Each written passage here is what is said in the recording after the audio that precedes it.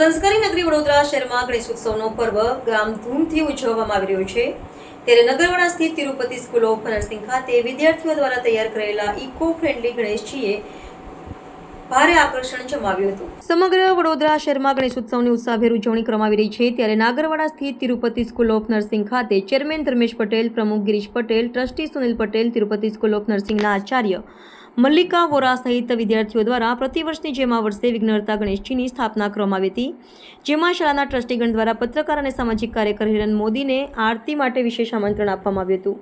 ત્યારે વિઘ્નહર્તાની આરતી ઉતારી ધન્યતા અનુભવી હતી। સાથે સાથે વિદ્યાર્થીઓ દ્વારા ગણેશ સ્પર્ધાની અંતર્ગત તૈયાર કરાયેલ ઇકો ફ્રેન્ડલી ગણપતિના દાદાના દર્શન કરી ધન્યતા અનુભવી હતી।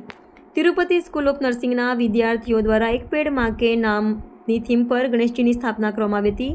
ધુંધાળા દેવ ગણેશજીના ઇકો ફ્રેન્ડલી પ્રતિમા બનાવી તેની આસપાસનું વાતાવરણ પણ ગ્રામ્ય તેમજ પર્વતોની હારમાળા તૈયાર કરી હતી, જે ખૂબ આકર્ષણનું કેન્દ્ર હતું। તો બીજી તરફ શ્રીજીની પ્રતિમાની પાછળ જ ભગવાન શિવ અને પાર્વતીને બિરાજમાન કર્યા હતા તેવા અલૌકિક દ્રશ્યો સાથે વિદ્યાર્થીઓની મહેનત રંગ લાગી હતી અને સાથે નર્સિંગ કોલેજમાં અભ્યાસ કરતા વિદ્યાર્થીઓ અને વિદ્યાર્થીનીઓએ ગરબાની રમઝટ બોલાવી હતી। અમે તિરુપતિ કેમ્પસમાં છેલ્લા 10 વર્ષથી ગણપતિની સ્થાપના કરી રહ્યા છીએ અને વિઘ્નહર્તા બધાના વિઘ્ન હરે એ જ અમારી શુભેચ્છા છે બધાને।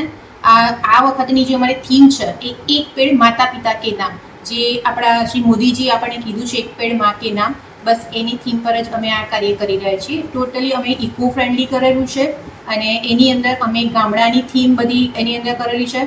બાળકોએ ત્યાં પ્લાન્ટેશન પણ કર્યું છે અને પ્લાન્ટેશન કરી અને બાળકો ઇવન અમારા ગેસ્ટ જે આવે છે એમને પણ અમે મોમેન્ટોની જગ્યાએ આ વખતે એક તુલસીનો છોડ રૂપી એમને એ પેડ લઈ અને ઘરે જઈને એને વાવે, બસ એ અમારો ઉદ્દેશ્ય છે।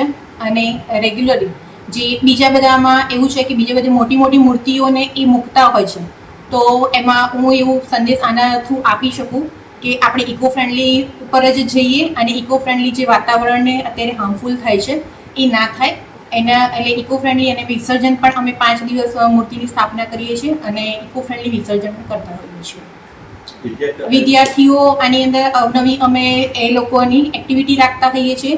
ગઈકાલે અમે આના થ્રુ એક એક્ટિવિટી ગણેશા મેકિંગ રાખી હતી, એ પણ ઇકો ફ્રેન્ડલી જ બાળકોએ બનાવ્યા હતા, અમારા નર્સિંગના સ્ટુડન્ટ્સે। અને અત્યારે પણ બાળકો તમે જોઈ રહ્યા છો કે બાળકો ગરબાની રમઝટમાં અત્યારે ઝૂમી રહ્યા છે। શું નામ આપણું? ભૂમિકા ભટ્ટ, પ્રિન્સિપલ ઓફ શારદા મંદિર ઇંગ્લિશ મીડિયમ સ્કૂલ।